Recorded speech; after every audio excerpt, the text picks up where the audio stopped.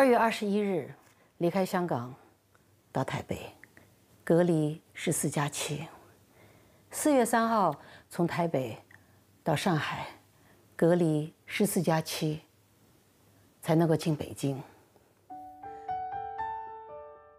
我每天都看书、写东西、跑步、打坐。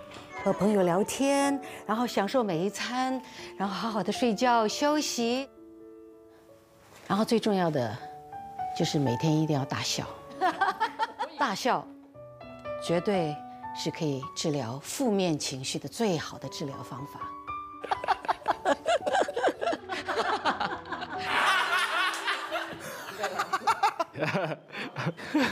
大笑是青春永驻的秘诀之一。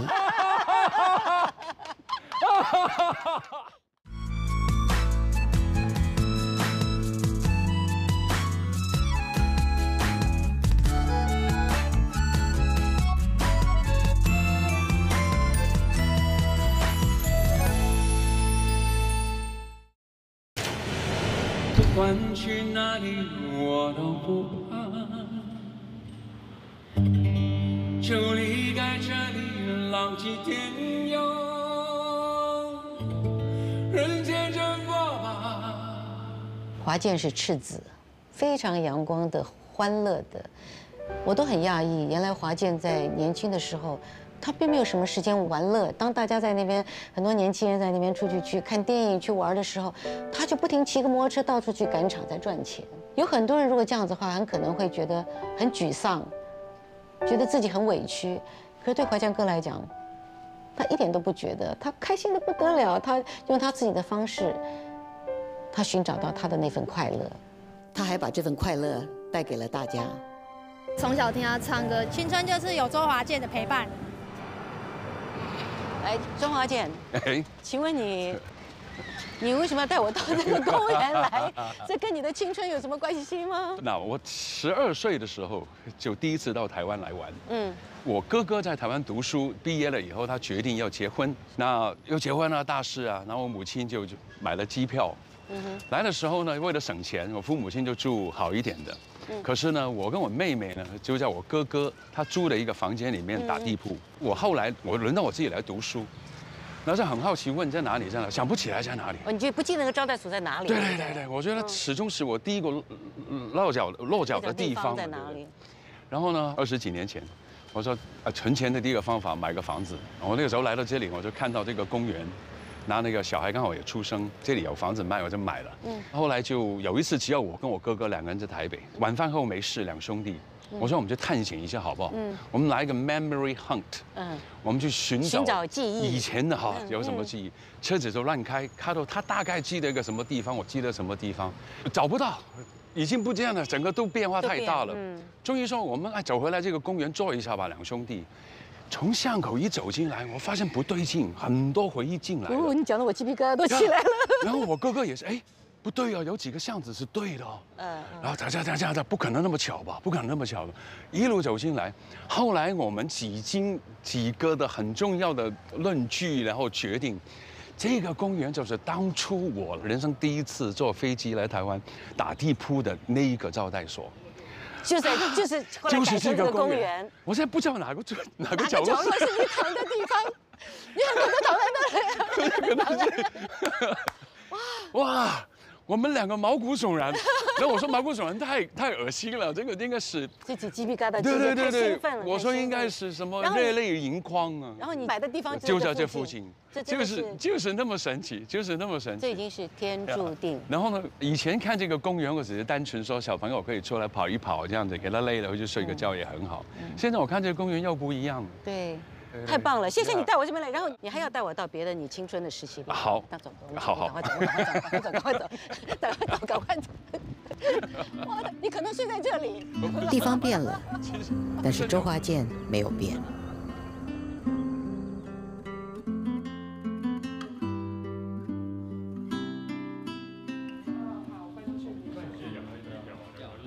大学同学都来了，所以他们会讲一点年轻的事情，关于少年。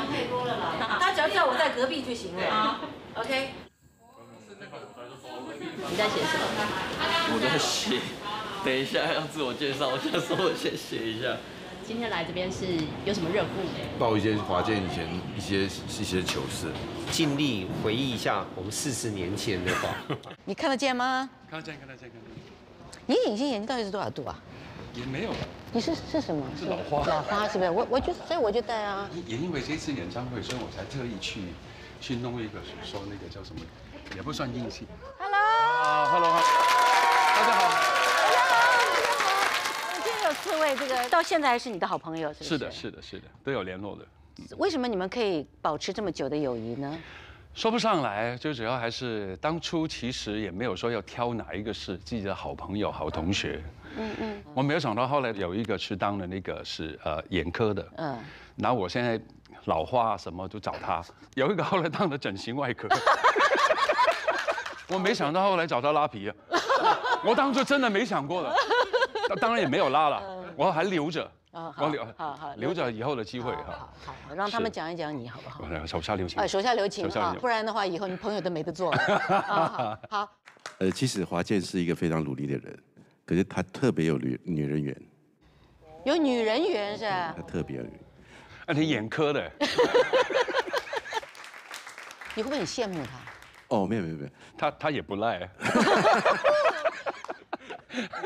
我是华健的数学系的同学啊，他那时候会骑着他一部很破的这个摩托车到处赶场，为了1个小时就200块的演唱费，是。但后来去听了以后，他其实1个小时都有半个小时在调音。真的，哎，你还记得？看一首歌大概3分多钟，1个小时，一共有12个5分钟。我规定自己数学还不错。我规定我自己只唱12首歌，我觉得我超过12首歌都是赔的。然后呢，在民歌餐厅一直有一把很破的烂吉他，这把吉他每唱一首歌，它就音就跑掉，所以顺理成章就用那个调音调到5分钟。华健，我们俩坐下来听啊，这患难中的朋友讲。是，你不要太激动。OK， 患难中朋友。他对待人处事方面比人家早熟，很贴心。然后现在呢，比别人年轻。真的是。这怎么还呢？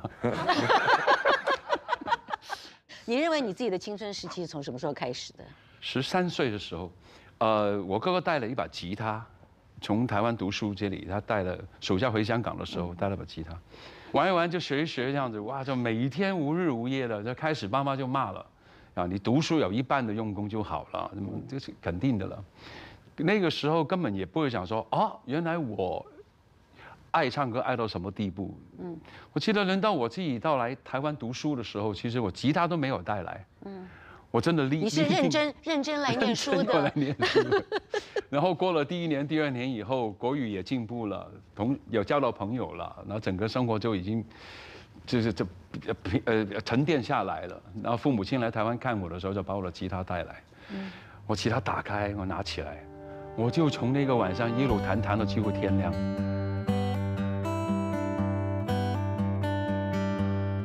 看到一个牌子，音乐与人，黑胶咖啡，黑胶唱片。对，我们这一行的大家都知道这个地方。来，请进。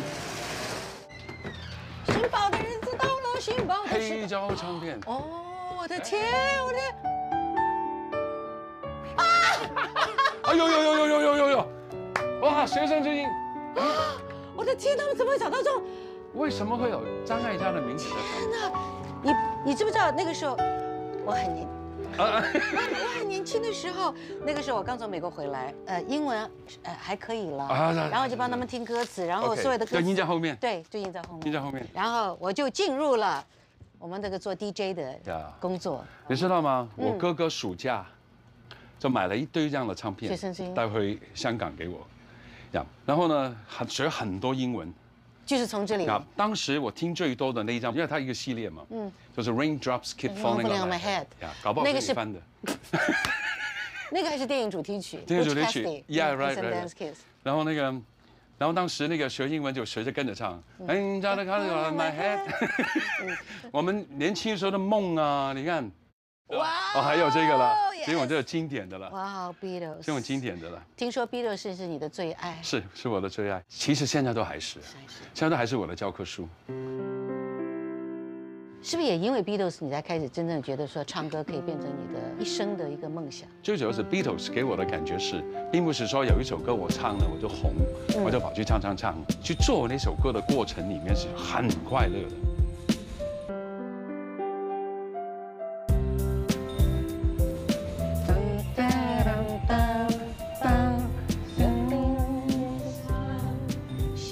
华健是台大校园里面的一个风云人物哈。我们风云人物。对，我们中午下课的时候经过那个普通教室，都看到很多同学在围观华健在唱西洋歌曲。你有没有跟他一起唱歌呢？我有逗过他。他真的，一听他唱歌就知道他是个很棒的医师。华健，你很坏哦。那你给我几秒钟就好了。张姐是很早就找我去参加电影的工作。我是专程来谢谢你帮我把外婆葬了。你变了，你好像从来没有谢过我。我演过戏以后，我就知道我是一个很棒的歌手。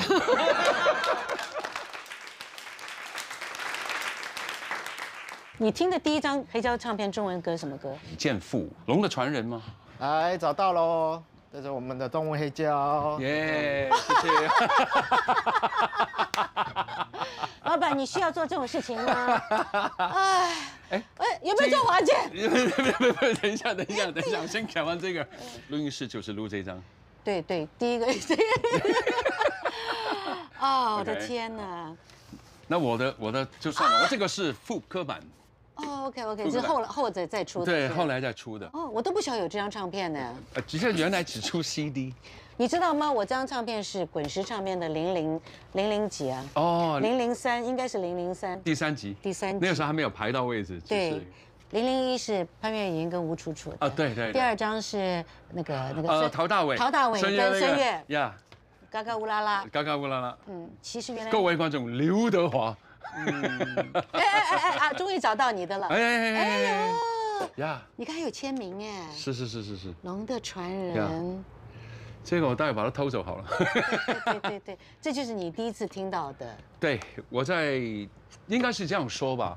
早期的时候我们都听英文歌，对，直到有一批台湾的校园民歌突然出现在我们的面前的时候，《龙的传人》应该就是其中一首。是。然后发现哇，整个录音都很达到水准，然后歌词曲都很美，然后唱歌的能力也很高。是。那当时就学他的声音，就学了遥远的东方有一条龙，一条江啊。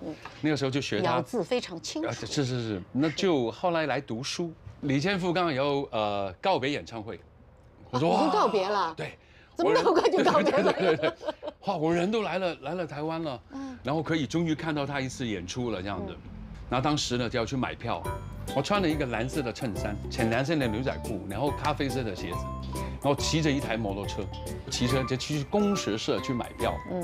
就看有一个人穿着蓝色的衬衫，浅蓝色的牛仔裤，咖啡色的鞋子，我就刚好在后面，大概互相看到撞衫。回头一看，他的摩托车在我旁边，他那个摩托车这颜色也跟我一样。演唱会开始了，我就拿着票进去，他坐我隔壁。第一件事情先检查他的衣服，幸好今天不一样。我觉得你们俩应该交个朋友。对，应该结拜兄弟啊，真的。应该结拜。对啊。为了李健复。对啊。后来就去找他的唱片，然后那个同学还跟我讲说，唱片封套是在那个淡江大学拍的，然后我后来去淡江大学也没找到这种。可是我的确跟那个同学去了玩了整个下午，他就看到有个红色的门，他就在这里拍的，我就过去拍2张照片这样，我就满头都疑问这样子。那你有没有找到这个柱子呢？也没有啊。你没有找到这个？没有找到柱子，什么都没有，就一个红色的墙。好，你今天带我到那么多地方，我要带你去个地方。Let's go。OK。我们又有一个新的地方，以后可以来的了。是的。好，老板，谢谢啊。谢谢，拜拜。好，走了。华健哥，这里有一个你的超级粉丝，他也是个艺术家。你好。不敢当，不敢当，不敢当，不敢当，幸亏。你好，那我有准备的礼物，那我把你跟他们合一个，就是你们合照4+1。你终于跟他们4个跟他们一起了，对。对。你在台湾住了这么多年，你有来过这里吗？没有来过，听说过。这个是孔庙，然后呢，你有没有看到一个门？遥远的东一条江，它的名字就叫长江。你记得李健富那个样子吗？对，他穿一个唐装啊。我们有没有唐装呢？真的假的？好，最重要是照这一张，这张是在我看啊是，应该是这个，对，这个。可是你要站在下面。哦 ，OK。他的眼神是这样子的，看。我很认真的。我找人来教你那个眼神应该怎么样。我们可不可以教一下？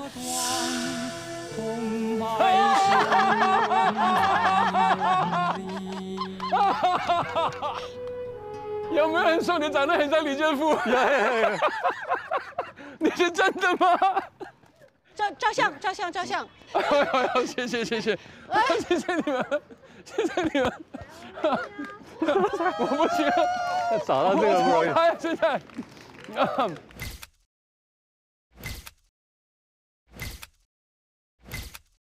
你知道吗？你圆了他的梦。谢谢。我刚碰到华健的时候，他当新联的助理呀。他坐那个椅子啊，就是我们小学那个课桌椅呢，就剩这么大。是。然后一个人坐1/3板凳这样坐。没有，我知道你来了。没有，我知道你来，你不在的时候我都随便。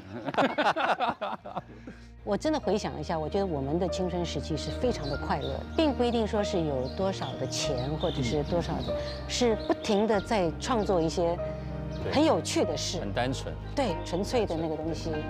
就是因为那个年代给了我们很多这样子的空间。是的，机会还是比现在大很多。现在的孩子，我觉得，并不是说他们没有这样子的能力，而是他们的环境变复杂了。对，选择太多了，媒体太广泛。呀，我们那个时候说要千里马找到我，然后现在后来说啊，我很高兴，现在有个平台，我写的歌摆上去就好了。自然有人认识。当那个摆上去有200万首的时候，对，你还是要等个千里马。这边。我很年轻，我可以跳。我以为迁就你，我再跑那边去。我们这个念诵会呢，其实是给年轻朋友的，所以当我们发出就说周华健的念诵会的时候，我们就接到了很多很多的文本进来，而且有很多都是你的粉丝哦。OK， 我们请黄上扬。好汉不提当年勇，那必须接受今年丑。这个照片不要怀疑，就是我，这是我青春最全盛时期的照片。全盛时期啊！帅哦，帅哦！我要开始。我不是厌世少年，我也不想当一个普通的少年。我想过好每一天，尽管口袋月底只剩下100块钱。但我为90后的青春正式感到抱歉。抱歉，在这个年代，我们不浪漫。我发现焦虑夺走人们的笑点，不乐见你的脸上失去笑脸。在18年的春天，我出了一场意外，一切都发生太快，还来不及反应过来。车祸夺走一条人命，而我活下来还算幸运。我开始努力把握当下，打破框架，把每一天当作是最后一场演唱。梦想在30岁以前成为一个制作人，改变这个年代厌世的氛围。我要把梦想做到极致，让人们笑着离开我的告别式。我还想大声说，更告诉自己，这已经是第999次想放弃，但也已经代表998次我都选择了继续。我想为自己大声拍手，因为我不是厌世少年。我是黄上扬，虽然跟你认识只有3分熟，但希望这是你快乐的3分钟。谢谢。不可以告诉我们你发生了一个什么样的车祸？我那天就是在国道上面就被后方撞上来车追撞，对，然后是很严重，是我看到这，我剩下手上这些都还是很多的伤，对，蛮严重。然后那时候就是副驾的学长就走了，哇哦，然后我算比较幸运，就是被救回来。哇，你觉得那次车祸对你的影响很大，是不是？因为发生了一些事情之后，你就会发现说，我们不能在这个状态下，因为那时候其实很多人给我鼓励的话，加油啊，社群媒体等等，我其实都不是很想回，但是我觉得如果我一直在这个当下，我会走不出来，我就觉得我应该要做一个有趣的来改变这个氛围。想法很好，对啊，这个想法非常好。是啊，你曾经经历过很穷，对不对？其实现在也是。怎么还不瘦下来的那么穷？你最穷是多穷？可能5号领钱，然后这个月底剩100。没有要交朋友嘛，我都跟他们借过，都借过啊，要还就是了。我那时候也经历过，曾经身上只有20块钱，20块钱我是要坐公共汽车回去呢，还是去买个面包？真的，我真的经历过。哇，是啊，可是后来我还是决定买个面包吧，还是装在这里比较实际一点。我买很多面包。好，谢谢。好，谢谢。好。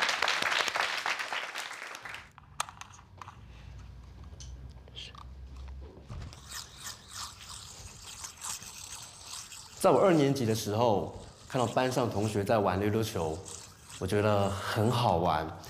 一回家就叫我爸爸帮我买了1颗溜溜球。这1颗溜溜球是金黄色的。那个时候我只会溜上溜下，不是很厉害。但是我爸爸说，没有关系，好好努力，你一定会变成高手的。我一直记得我爸爸跟我讲了这句话。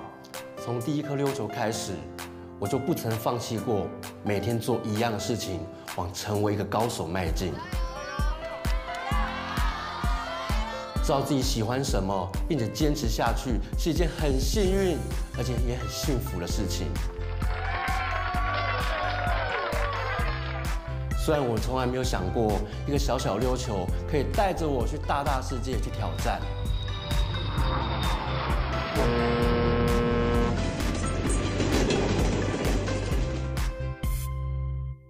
爸，我想告诉你，谢谢你送给我人生的第1颗溜溜球，谢谢你即使爱说不出口，仍默默的选择支持我。但愿我努力的一切，都能够成为你这一生的骄傲。儿子，元清。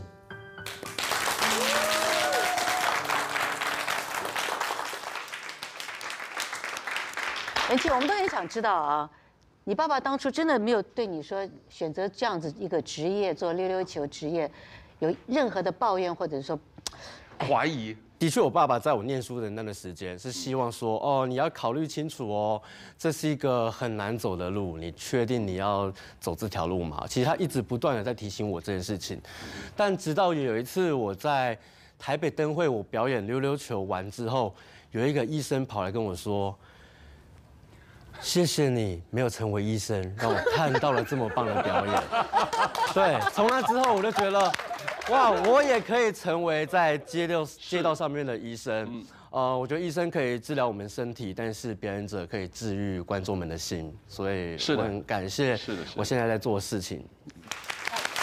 我很感谢华健哥，就是你的歌声真的陪伴我度过我的青春岁月。谢谢。在我那个还年少轻华的时候，那时候我买一个专辑叫做《一起吃苦的幸福》。OK， 虽然这个专辑也许不能说是华健哥的代表作，可是我现在其实我当爸爸了。啊，对，他已经是爸爸了。其实，在跟着我太太，然后一路到生小孩，到了爸爸这个路程，就像这张专辑一样，从一起吃苦的幸福，一直到现在幸福到想哭。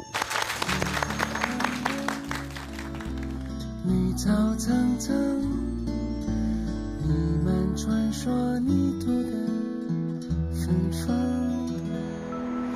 幸福。你结婚多少年？30几了。30几年，对。而且我们那个年代来讲，我们都算早婚的。对，我26岁到24岁。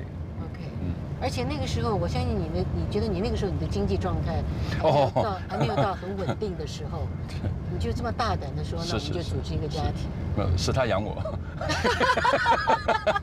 我一点都不骄傲啊，我一点都不骄傲。我的薪水刚好够付房租。可是其他吃了什么就老婆的薪水啊。现在我没有很久啊，没有很久啊，这个大概5、6个月也蛮久了。5、6个月后我就有广告的收入。应该是这样说了。其实我原来只唱民歌餐厅的时候，我收入很高的。我收入很高的。后来当了助理，我助理是6000块。结果一当了我真的太爱在录音室里面工作的那个了。我就把那个就开始吃掉了，吃掉以后就真的没了，只有6000块。哇，你那个时候也算是做了一个很大的决定。我想你们大家是不是都有些事情想问华健，是不是？我想问华健哥，直接去唱片行当助理，在那个时候是不是也会感到焦虑？有没有去想过这件事情？就是前阵子正在投履历找工作，就是正在这个人生的交叉路口。对。你才刚刚开始，怎么会到交叉路口？你还远得很呢。OK， 你才刚刚起步往前走。这个好。我自己都问自己这个问题。那。重点了，如果我当初进了唱片公司以后，我自己没有心理准备要去拆解到底唱片是怎么做的这个心理准备，我就不可能会得到那些乐趣，我就不可能会增加我更多的信心。因为我一去到录音室，万千个按钮在那边，我看到那个录音师怎么在操作它，我问他这个是负责什么，这个干嘛的，我慢慢学会更多。我以前听唱片只是从我的角度听唱片，我现在是从唱片里面的角度，我要调什么声音让你听，哇，另外一个世界。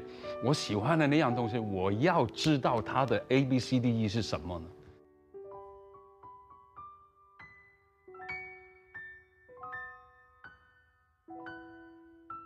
你还记得你写的第一首歌吗？哎呀，不要哎呀，应该是眼眶之中吧。是呀，当初的那首歌。对，我真的很想听华健，不要用唱，用念眼眶之中，因为一定他写的词嘛，是那个词一定是对他来讲那个时候是很重要的词嘛。你愿意念吗？我没关系啊。不是啊，这种那种年轻人的那种无病呻吟的感觉。哎，你那个时候就是年轻人呢。我知道。您念嘛？我以为要背呀。你会背吗？原来准备不行。好。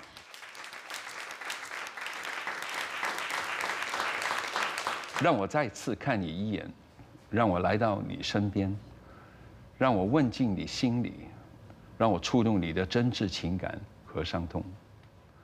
就让我们轻轻回想许多过去的时光，让长久孤单的心灵不再受伤失望，能看见更远的地方。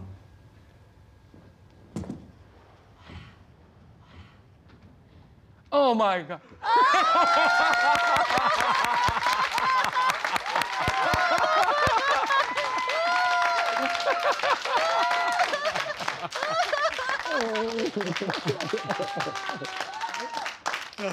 完全不让我知道。我们让洪安把这首歌念给你听。好，OK。我眼眶之中，那泪水是滋润心灵的甘露，不愿结束，今世无尽。我眼眶之中，那泪水将洗去所有的痛楚。我看呀看着你，让我看你看着你，你是否知道我为谁而哭？就让我们轻轻回想许多过去的时光，让长久孤单的心灵不再受伤、失望，能看见更远的地方。洪安，你好，你有没有问过你爸爸，当时为什么会写这个歌词？原来他也以前蛮文青的，蛮文青的啊。其实我发觉很多男生写歌啊，是一种魅力。这是一个把妹的一个很好的，你看哇，我已经看到 David 他们都在点头。会写词，会写歌，会音乐，是不是比较容易把妹呢？我是去学煮饭。哦，其实以前我们是女生要会煮饭才能够留得住一个男人，所以一个男生会煮饭才会留下一个好印象啊。哇哦哇！原来煮饭是为了这个。我以为你准备要照顾我。喜欢听爸爸的歌吗？开始就没有感觉。就是爸爸是一个在家里喜欢鬼叫的人。哦 ，OK。小时候的感觉是这样嘛？跟他讲 ，Hello。你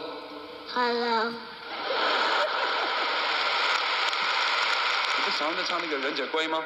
哎呀，好烦哦，那个。爸爸跌倒在这个地上，他头痛了，好歹衣服变湿掉了。我小孩周厚安嘛，他大概3、4岁吧，在公园玩，有人就问他。小朋友，你是谁家的小孩啊？然后我们的厚安就很可爱的回答，他说我爸爸叫我不要告诉人家他是周华健。谢谢我的宝贝了。哎呦，那个太简单了。唱。哎呦，轻轻的我的宝贝，轻轻的我的宝贝。他准备要出生之前，我的歌写好了，歌词还没填完。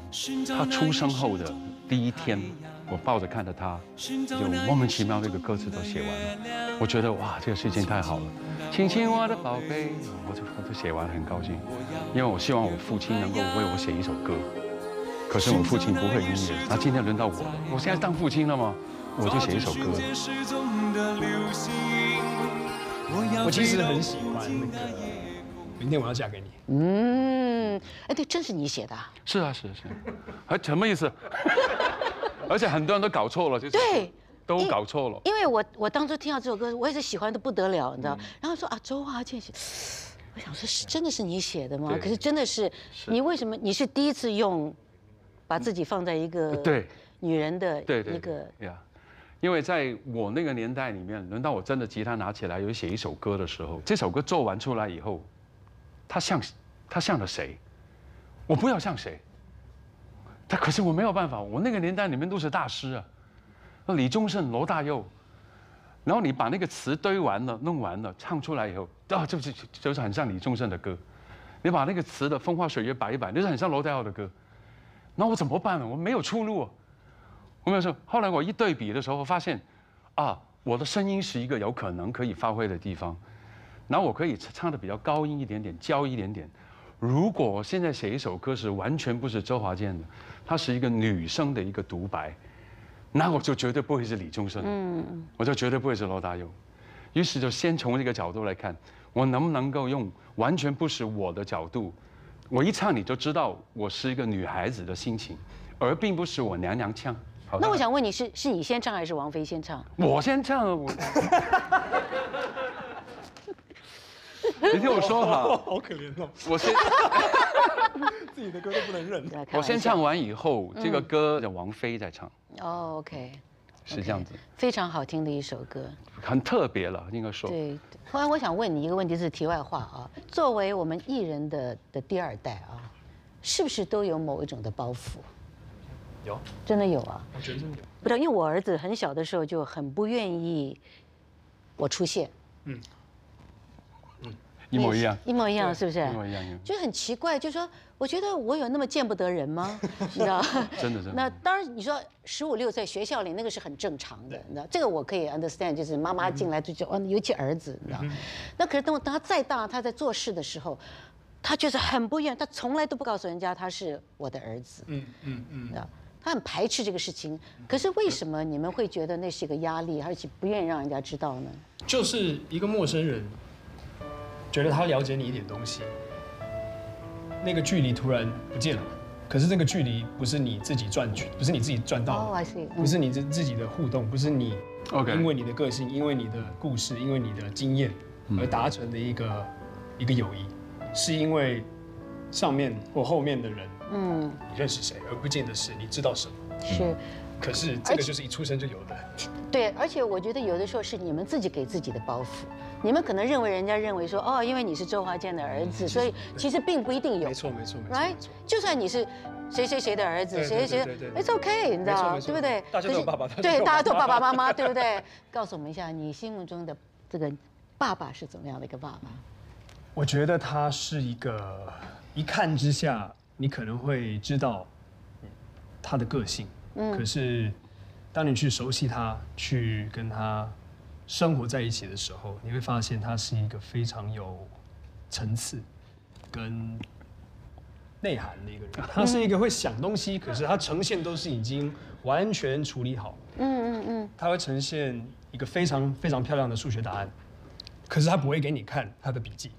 OK， 所以是个非常不好的数学学生。生你者是我，知我者是你。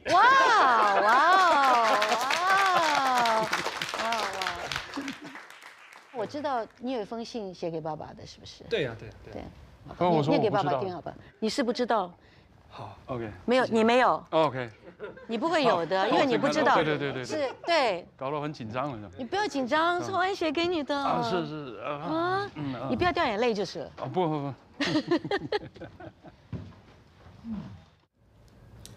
我达到你的期望了吗？其实我知道答案。3月14号，你看了斯卡罗的预告片之后，你跟我说了 "I'm proud of you"。当然，你更早以前有跟我说过，不过那个时候好像不太算。我觉得这一次不一样，这次我觉得你看到我，也许这是一个你比较懂的方式吧。因为我知道我一直都在你眼里，只是有时候没有感觉到而已。没想到30岁的我听到这4个字，差点在路边哭了出来。哇！我也许是一个男人了，可是我永远都会是你的孩子，而且我以你为荣。Oh my god！ 小时候想要出人头地，就是想要摆脱你的阴影。现在呢？你知道我爸是谁吗？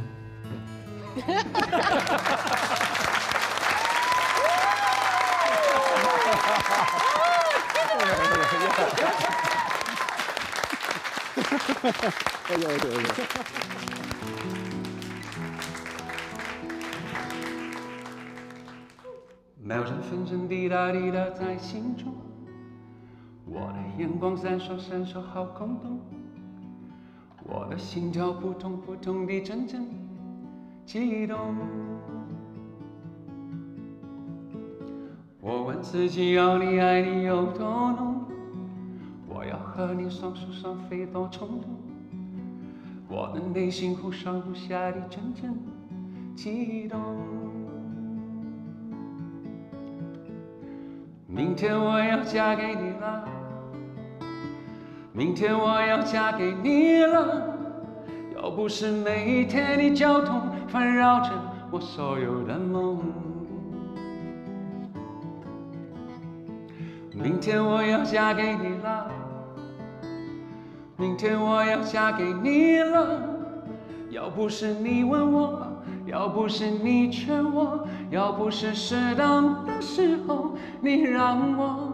我觉得很好玩，我当初是有点担心是不会成立的。我其实觉得他们一开始的那些段落，我觉得你会猜到，一个30岁的爸爸，那个年轻表演者，然后跟他爸爸的姓，然后之后有的没的。参加完这个节目以后，还让你觉得你爸爸其实蛮笨的。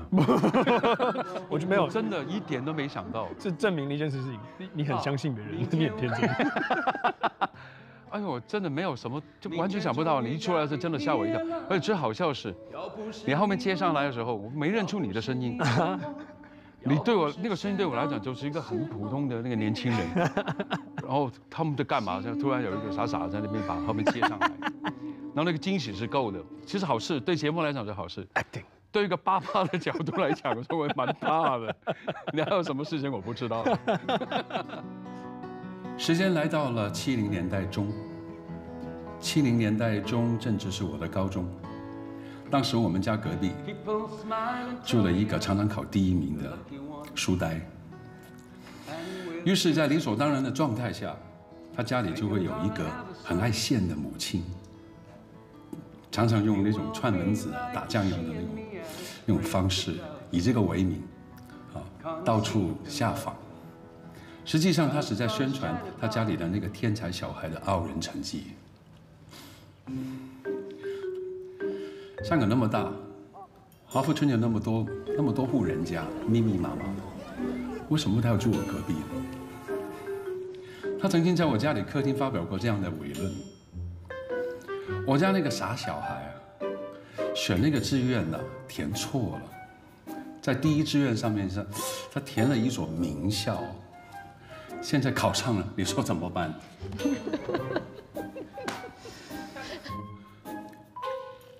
坐在没多远的我，听到了，真是，我恨你全家。谁不想成绩好，扬名声，显父母？父母期许小孩成绩优异，望子成龙，理所当然，天经地义。而当我力有不逮，人自然就会倍感内疚，倍感不孝。我的高中年代都是在郁郁寡欢、胆战心惊中度过的，既没有成就感，更没有任何精神寄托，剩下的只有内疚感。谢谢。华健，我爱你，你是永远的少年。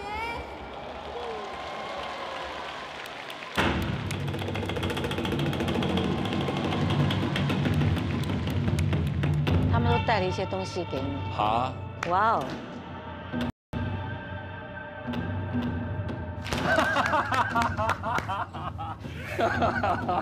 这个是一个医生袍。OK。那时候我们住在医护大楼，没有这一间是进不去的，所以就只有冒充医生跟我们进去的。对，管理员看到非医生不能进去。我们是歌星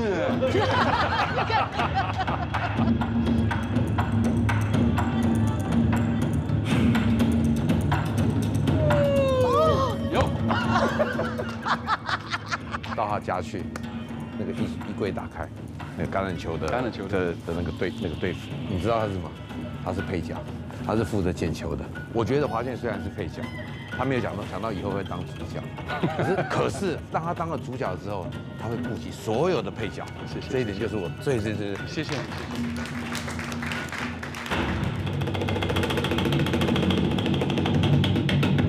下一壶。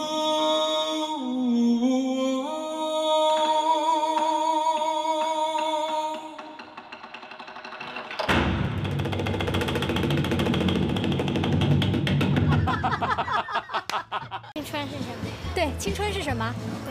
不知道。对我来说像山楂一样吧，就是酸酸甜甜的，就跟玩游戏或者打球一样，就好玩。青春就是奋斗，就是拼搏向上。也吧。我父母很希望我去学医，但是我当时对医学并没有什么兴趣。想不留遗憾的，就需要一直的坚持。爸爸妈妈都有一个想法，他就总觉得他哭，然后你就会妥协。就是有小孩之后，你就有真的深深的体会，真的是回不去的。我想象中的海滩呢，应该是颜色蛮多的，有一点点东南亚风味的，有海边，然后也很热情。我就是很想去认识他们成长的地方。VIP 会员每期专享惊喜彩蛋，更多高能片段等你解锁。上微博参与电影青春关注联合微博纪录片的青春中最美好的瞬间是什么互动活动？广州来支配我，感谢多家社交平台微博更好的去配合你。广州综艺对本节目的大力支持。阿康你，我从风马村回来。就在这演出。就在这里吗？对，今天不能进去啊。